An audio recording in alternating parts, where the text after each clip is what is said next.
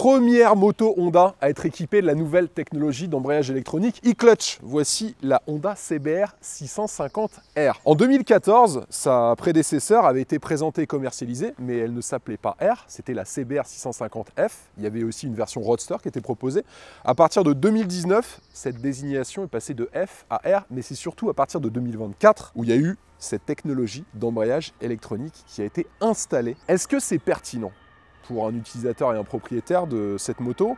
Est-ce que surtout ça apporte un plus, un agrément de conduite supplémentaire, une facilité d'utilisation du véhicule, mais surtout est-ce que ça va faire la différence par rapport à l'ensemble de ses concurrentes sur le marché en France en 2025? Je vais répondre à toutes ces questions en fin de vidéo et bien sûr pour y répondre, je vais vous détailler toutes les caractéristiques techniques de cette nouvelle Honda CBR 650R.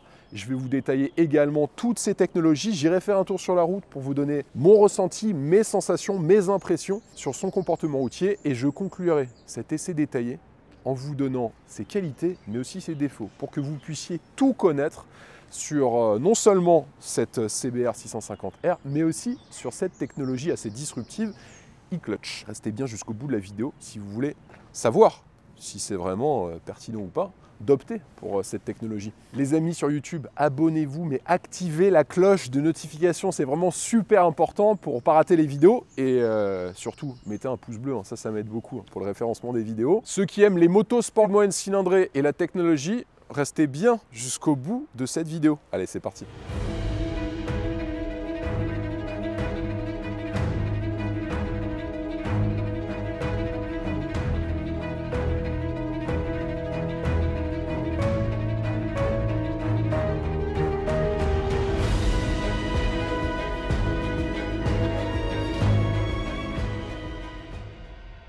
Commençons par l'avant de cette CBR 650R. Déjà, on a des rétroviseurs qui sont en plastique noir avec les bras en aluminium, là aussi en couleur noire. Bulle transparente de série. Et vous pouvez pour 53 € avoir une bulle haute et pour 65 € avoir une bulle haute et fumée. Double optique à LED qui a été redessiné, qui affiche un regard assez pénétrant. Les clignotants ils sont déportés avec la fonction freinage d'urgence. Lorsque vous appliquez un gros freinage, les clignotants vont se déclencher. On a une fourche inversée Showa de 41 mm et on a le Separate Function Fork Big Piston, le SFF BP. Garde-boue avant qui est en couleur carrosserie et vous pouvez avoir des garnitures de garde-boue avant en alu brossé pour 170 €. On retrouve les gènes des CBR de piste, clairement sur l'avant de cette moto, et je trouve c'est quand même assez valorisant. Elles ont souvent des looks, les motos de cette catégorie peuvent les apparenter à des motos un petit peu pâteaux, un petit peu trop lourdes. Là clairement ils ont fait le pari de reprendre quasi de manière similaire le design des 1000 cm3 et de l'installer sur une moto de moyenne cylindrée. Je trouve que cette prise de risque elle est assez réussie sur l'avant de la moto. Sur le système de freinage il est fourni par Nissin. Sur l'avant on a un double disque de 310 mm avec des étriers à 4 pistons à montage radial et sur l'arrière on a un simple disque de 240 mm avec un étrier monopiston. Des jantes de 17 pouces, le réservoir il fait 15,4 litres, on a une protection de réservoir pour 60 € qui équipe notre modèle d'essai et vous pouvez avoir des garnitures de flanc en alu brossé pour 175 €. Nouvelle selle, encore plus compacte. D'ailleurs, ça raccourcit visuellement l'arrière de la machine. Ça lui donne ce côté encore plus sportif. Hauteur de selle 81 cm. Il faut savoir qu'il y a un cadre en acier avec une architecture diamant. Ça fait appel à des platines de support de bras oscillants emboutis, ainsi qu'à des tubes à profil elliptique. En gros, ça apporte de la rigidité autour de la colonne de direction et surtout plus de flexibilité au niveau des montants latéraux pour vous offrir un comportement dynamique, équilibré, avec un haut niveau de retour de sensation selon Honda. Ça, on va le vérifier tout à l'heure sur la partie de l'essai routier. Repose-pied en alu pour le pilote et le passager. On a plusieurs coloris disponibles. Noir mat, rouge tricolore, comme sur le modèle que je vous présente. Rouge pour la passion, bleu pour le développement technique et blanc pour la compétition, encore selon le constructeur japonais. On a 4 tuyaux de descente qui rejoignent le silencieux d'échappement. On a d'ailleurs l'échappement qui est positionné très bas et qui est plutôt discret. Quand on regarde les lignes sur la partie latérale de cette moto. Quand on la regarde, c'est vrai qu'elle a tous les attributs visuels et esthétiques d'une sportive. Après, pour le moteur, c'est un tout petit peu moins puissant. Mais ça, on va y revenir dans quelques instants. Sur la partie arrière, vous pouvez pour 115 € opter en accessoire pour des sacoches de selle. Il y a aussi pour 110 € un capot de selle sur la selle passager qui est disponible pour ajouter un peu plus de look à l'arrière de la moto. On a un feu arrière à LED qui est vertical, bien intégré, et même le support de plaque, c'est souvent des bouts de plastique pas très esthétiques. Là, ils ont quand même fait attention à y apporter un petit peu d'attractivité visuelle, et c'est réussi. Ce support de plaque d'immatriculation, il intègre aussi les clignotants à LED et bien sûr la plaque d'immatriculation de la moto. Suspension arrière avec mono-amortisseur qui agit sur le bras aussi en aluminium coulé. Il y a un débattement de 43,5 mm et il y a un réglage en précharge sur 10 niveaux. Garde au sol 13 cm et poids 211 kg sur la balance.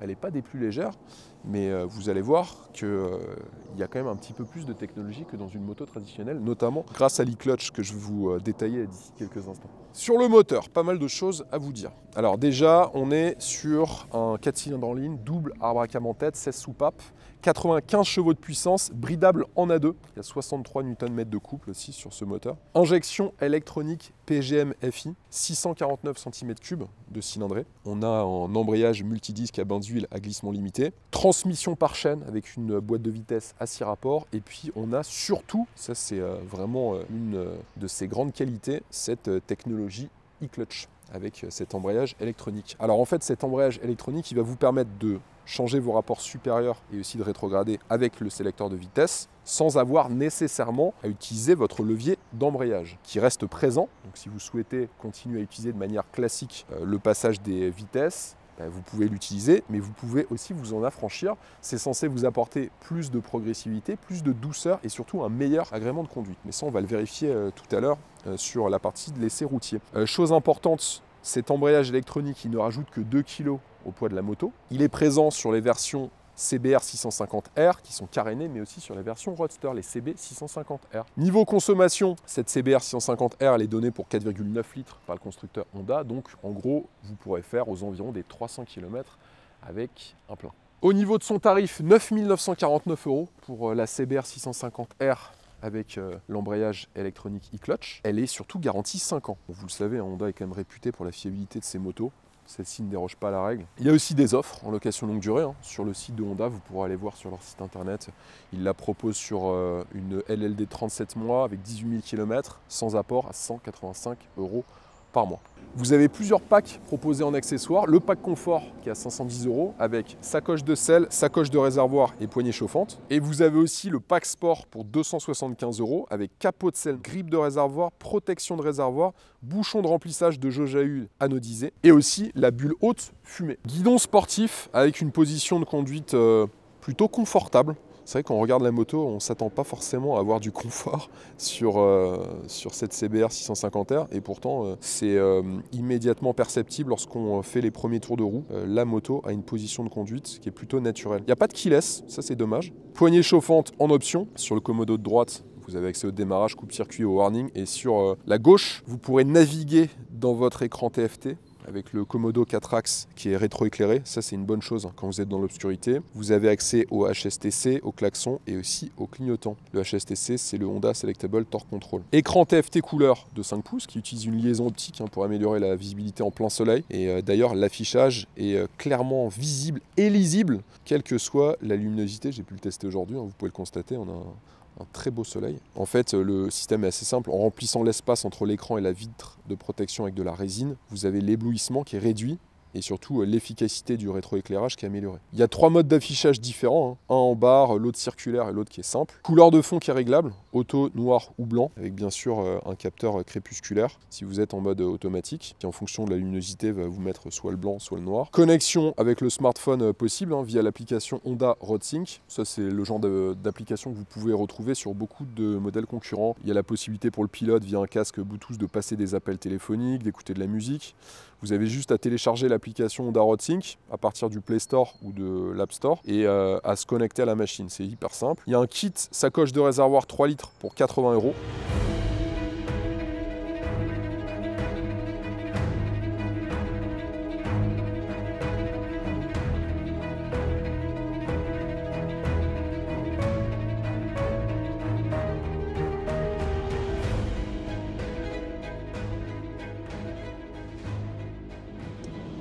Passons maintenant à l'essai routier. Alors bien sûr, premier élément dont je souhaitais vous parler, c'est cette boîte de vitesse e-clutch. Donc facilité d'utilisation déconcertante et surtout un apport en agrément de conduite très significatif dans les zones urbaines. Vous n'aurez plus besoin d'utiliser votre embrayage, bien sûr, si vous le souhaitez. Alors il faut que je vous en parle un petit peu plus en détail de cette transmission e-clutch.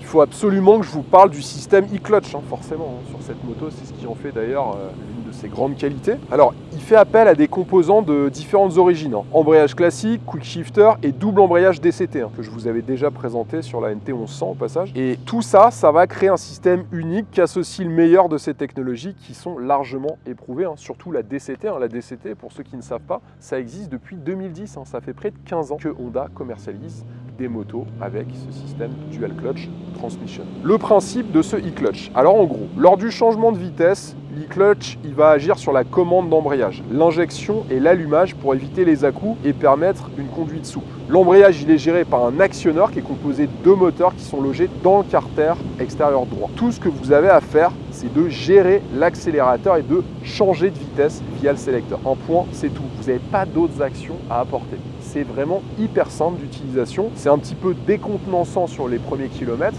mais on s'y fait rapidement. Le système, il est compact, puisque comme je vous l'indiquais, ça ajoute que 2 kg au poids total de la moto. La transmission et l'embrayage lui-même présentent aucune différence par rapport aux pièces d'une moto conventionnelle, mais surtout ça garantit une compatibilité optimale pour de futures applications. Alors le e-clutch, ça supprime donc premièrement la nécessité d'utiliser le levier d'embrayage pour monter ou descendre les rapports.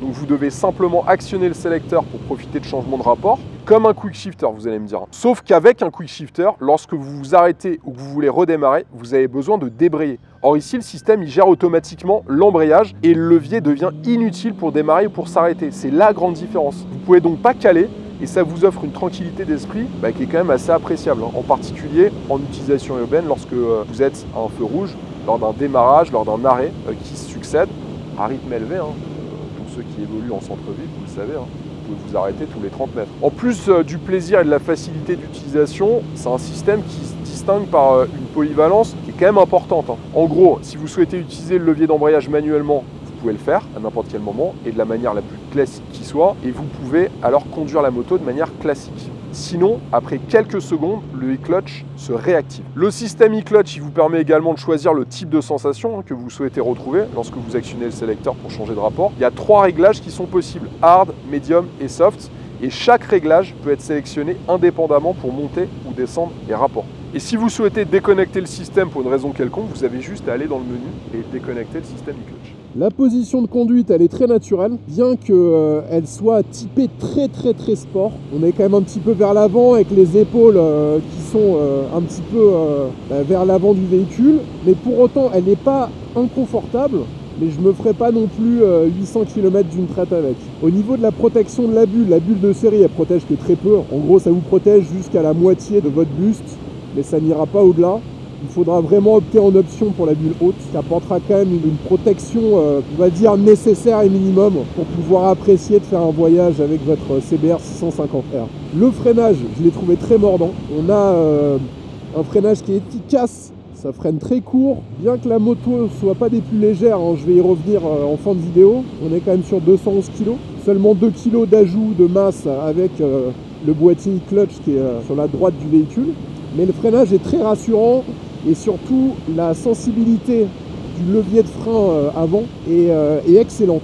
Et ça met en confiance. Le HSTC, il est déconnectable, c'est le Honda Selectable Torque Control, qui selon votre utilisation pourra être réglé avec une sensibilité croissante ou décroissante d'ailleurs selon votre utilisation. Sur les suspensions, à l'avant on a la fourche inversée Showa à fonction différentielle qui fait 41 mm avec ce système Separate Function Fork Big Piston. Le principe il est assez simple, en gros vous avez un dispositif hydraulique d'amortissement qui est disposé dans l'un des tubes, tandis que l'autre, il reçoit les ressorts conventionnels. C'est en fait une configuration qui permet d'assurer des performances élevées en limitant le poids de la moto. Le résultat, il est plutôt évident. Le recours à des pistons de grand diamètre, ça permet d'améliorer l'absorption des chocs, le retour de sensation et en définitive, le contrôle de la moto. Ça se ressent assez rapidement quand on commence à évoluer avec le véhicule. À l'arrière, on a le mono-amortisseur qui agit directement sur le bras oscillant en aluminium coulé avec un débattement d'un peu plus de 43 mm et il est réglable en précharge sur 10 niveaux. Bien sûr, on n'a pas le confort d'une très grosse moto Sport GT, mais pour autant, on sent qu'on n'est pas non plus sur une moto hyper sportive ou sportive. Elle apporte quand même un confort sur chaussée dégradée qui est facilement perceptible, même pour les plus novices. La moto est quand même assez joueuse. On a un agrément de conduite de moto de sport, mais avec une polyvalence qu'on ne trouve pas en fait sur ce genre de moto, à savoir que la douceur de la transmission e-clutch vous permettra d'apprécier circuler en ville, alors que souvent ce sont des motos où c'est pas là qu'on prend le plus de plaisir. S'ajoute à cela une bonne combinaison châssis, freinage, puissance, qui fait d'elle un bon compagnon de route, avec lequel on appréciera tantôt rouler à la cool, tantôt adopter des rythmes dynamiques, voire très dynamiques. Ça en fait pas non plus une pistarde ultra précise, mais une moto à vocation sportive et surtout un éventail de possibilités dans ses utilisations et de son usage qui fera d'elle peut-être, et ça on verra d'ici quelques instants, la sportive moyenne cylindrée la plus polyvalente du marché en 2025, mais je répondrai à ça d'ici quelques instants.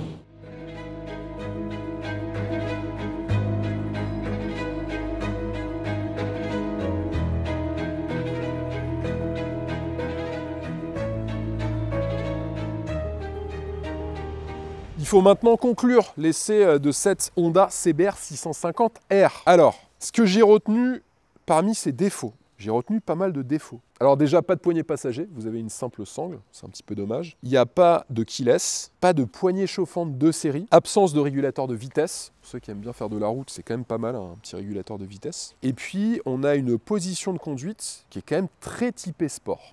On est assez vers l'avant, assez recroquevillé. Elle n'est pas désagréable pour autant, mais vous êtes quand même en mode sport avec cette moto, faut le noter. Parmi ses qualités, alors déjà, sa polyvalence apportée par le système d'embrayage électronique e-clutch. Effectivement, si vous la comparez sur sa polyvalence à ses concurrentes, elle leur met une petite claque. Pourquoi? Parce qu'on bénéficie quand même d'une moto à l'ancienne, avec laquelle, au quotidien, vous pourrez avoir la douceur d'une quasi-boîte automatique grâce à ce système e-clutch. Et je trouve que c'est un bon compromis. Et je trouve que ce compromis lui apporte une polyvalence que les autres concurrentes ne peuvent pas apporter. Donc ça joue en sa faveur forcément. On a une combinaison châssis, moteur, freinage qui est très bonne et qui vous permettra même d'aller faire du circuit. Il y a quand même 95 chevaux, donc quand vous essorez la poignée de droite, il se passe quelque chose, vous vous en doutez. Et enfin, un tarif raisonnable pour les prestations, tant sur la qualité de fabrication, les composants qui sont installés, la technologie de l'embrayage électronique, la garantie de 5 ans, et puis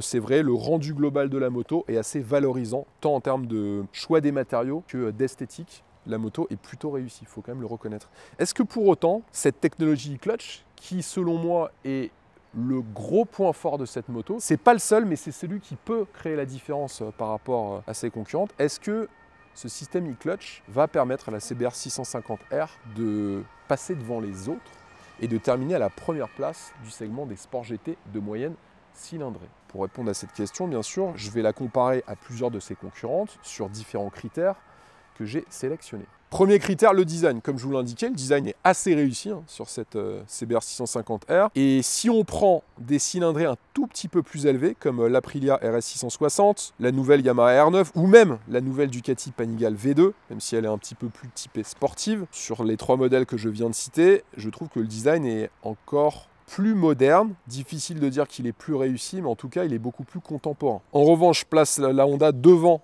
la Suzuki GSX 8R, la CF Moto 675 SRR, la Kawa Ninja 650 ou encore la QJ Motor SRK 800 RR et même la Triumph 660 Daytona. Donc, elle n'est pas sur le podium selon moi, mais elle est quand même dans la fourchette haute en termes d'attractivité visuelle. Sur les performances, 95 chevaux, elle est bridable en A2. Donc c'est pareil que la QJ Motor SRK 800 RR et que la Triumph 660 Daytona. L'Aprilia RS 660, elle fait 95 chevaux, bridable en A2, mais elle est aussi disponible en 105 chevaux. La Yamaha R9, 95 chevaux, bridable en A2, mais aussi dispo en 119 chevaux. Et la Ducati Panigale V2, qui est à 95 chevaux, bridable en A2, mais aussi disponible en 120 chevaux. C'est en tout cas plus que la Kawa Ninja 650 qui fait 68 chevaux seulement, que la GSX 8R de chez Suzuki et que la CF Moto 675 SRR qui fait elle 89 chevaux. Donc c'est pas la plus puissante, car il y a certains modèles qui sont disponibles jusqu'à 120 chevaux hein, pour certaines, mais en tout cas elle reste dans une fourchette haute également. Mais surtout là où elle fait la différence, c'est la seule à être équipée de la technologie d'embrayage électronique e-clutch. Sur le prix, à partir de 9 949 €, donc c'est moins que l'Aprilia RS 660, que la Yamaha R9, que la Ducati Panigale V2. Par contre, c'est plus que la CF Moto, que la Kawasaki, que la QJ Motor, que la Triumph 660 Daytona, mais aussi que la Suzuki GSX 8R. Encore une fois, le surcoût par rapport à certaines de ses concurrentes s'explique aussi par l'implémentation de cette technologie d'embrayage électronique. Il faut quand même le prendre en considération. Sur le poids, 211 kg tout plein fait. Là, par contre, c'est plus que toutes ses concurrentes qui sont situées entre 183 et 207 kg au maximum. Sur la consommation, 4,9 litres. C'est pareil que la Triumph, que l'Aprilia RS 660. Par contre, ça reste plus que la Suzuki GSX 8R et que la Kawasaki Ninja 650. Et c'est moins que la Ducati Panigale et que la CF Moto 675 SRR qui respectivement consomment 5,3 et 5,5 litres. C'est pas la moins chère, c'est pas la plus performante, c'est pas la plus légère, comme vous pouvez le constater. Mais pour le coup, c'est la plus polyvalente de toutes les motos que je viens de vous citer. Et c'est un petit peu ça qu'on cherche dans cette catégorie de motos sportives, on va dire, de moyenne cylindrée. Si vous souhaitez vraiment passer sur une moto de l'extrême avec laquelle vous allez faire que de la piste, vous allez peut-être choisir une moto adaptée. En revanche, si vous souhaitez avoir une moto bonne à tout faire avec laquelle vous pourrez de temps en temps faire un petit peu de circuit et surtout pouvoir l'utiliser au quotidien, c'est la seule qui apporte un agrément de conduite avec un éventail d'utilisation aussi large, parce que celle-ci en ville, ce ne sera pas une énorme tannée à conduire, parce qu'avec la présence de l'e-clutch, vous pourrez quasi profiter d'une boîte de vitesse pas complètement automatique, mais presque. C'est là où elle devient très intéressante par rapport à ses concurrentes, et je pense que quelqu'un qui souhaite avoir une moto bonne à tout faire va plus naturellement s'orienter vers ce système e-clutch que sur une bonne boîte de vitesse traditionnelle mécanique. Il est difficile de pouvoir anticiper le succès de cette moto parce que c'est quand même nouveau et toutes les choses nouvelles, vous le savez, mettent un petit peu de temps, comme ça a été le cas sur la DCT de chez Honda, qui a mis quelques années avant de véritablement être démocratisé auprès des motards. Beaucoup décriaient ce type de technologie. Moi, le premier, la première moto sur laquelle je l'ai utilisée, c'était une Africa Twin, avec laquelle j'avais fait d'ailleurs sur ma chaîne un voyage off-road de 4500 km. Je faisais partie de ces gens qui critiquaient ce genre de boîte de vitesse. Pourquoi? Car je pensais qu'on allait perdre en agrément de conduite, en précision de conduite, aussi en sécurité et en performance. Bon, je me suis planté sur les 4 points, tout simplement. Je ne sais pas si le système e-clutch, qui est un peu un système hybride sur son fonctionnement, aura autant de succès que la DCT de chez Honda. Sur ce type de moto, des motos qui restent quand même des véhicules à sensation, c'est vrai que la DCT pourrait être considérée comme un pas en arrière en termes d'émotion, en termes de sensation de conduite. Et ils ont eu raison, selon moi, d'essayer d'apporter de la facilité de conduite à des motos à sensation, et je trouve que le e-clutch a été correctement paramétré en termes d'utilisation, d'agrément de conduite, et il apporte véritablement quelque chose de plus. Alors c'est vrai que si vous voulez vraiment des grosses performances, comme vous avez pu le voir, il y a d'autres motos qui seront sans doute plus adaptées. Par contre, si vous souhaitez de la polyvalence, c'est clairement celle-ci qui met une claque à toutes ses concurrentes. J'espère que cet essai vous a plu. Dites-moi en commentaire si ce genre de technologie pourrait équiper votre prochaine moto. J'aimerais vraiment avoir vos avis. Je sais que la communauté des motards est vraiment à la recherche de sensations, de plaisir de conduite, mais vous l'avez vu sur la partie de l'essai routier, on peut se faire plaisir avec cette moto. C'est juste un fonctionnement un petit peu différent si on le souhaite, parce qu'on peut aussi conduire à l'ancienne. Donc dites-moi en commentaire ce que vous en pensez. Sur YouTube, abonnez-vous, activez la cloche de notification, surtout mettez un pouce bleu, ça m'aide énormément. Et puis moi je vous dis à la semaine prochaine. Allez, ciao!